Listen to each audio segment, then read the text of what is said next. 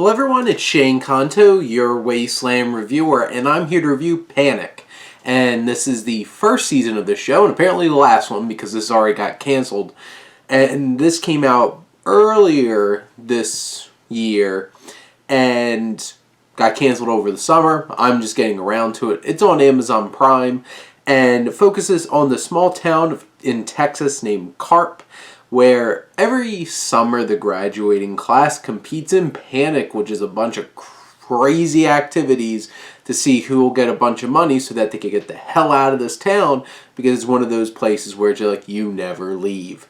And basically, this show balances a couple different things. You know, crazy, ridiculous tasks that they do that are supposed to be thrilling and exciting. And like, this is a pretty interesting concept.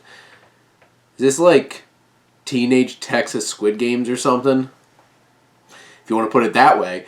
But they do all kinds of ridiculous things, and this is the thing.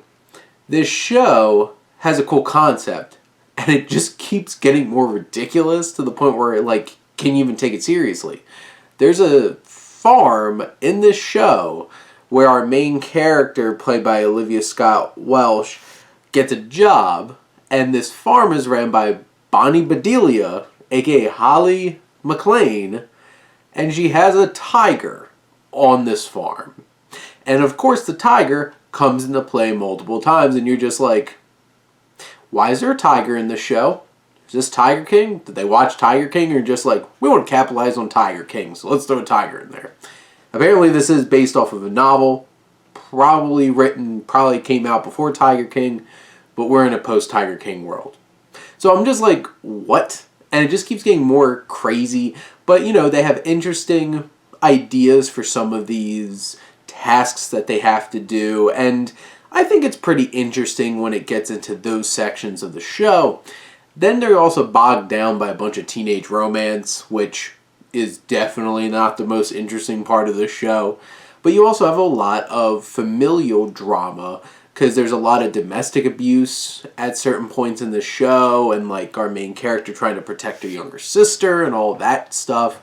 And some of that can be pretty impactful and dramatic, and others can just be eye-rolling, ridiculous melodrama.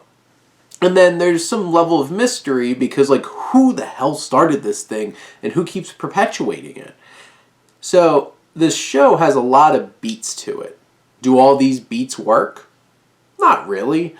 Do all these, like, are these beats absolutely horrendous? No. This feels like one of those like high concept, middle of the road kind of teenage shows that you see a lot of nowadays, and you're just sitting there like, okay, it was fine. I didn't hate this show, but like, I didn't fall in love with this show, and you know, it got one season on Amazon, and maybe not a whole lot of people watched it.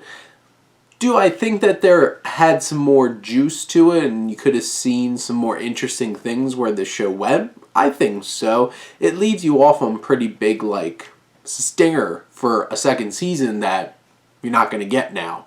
Unless it gets picked up somewhere else. I could see this kind of show popping up on another network, like, where it's just like, well, we need some teenage content, and, you know, Squid Games is a thing. Let's have all these teenagers do a bunch of crazy stuff.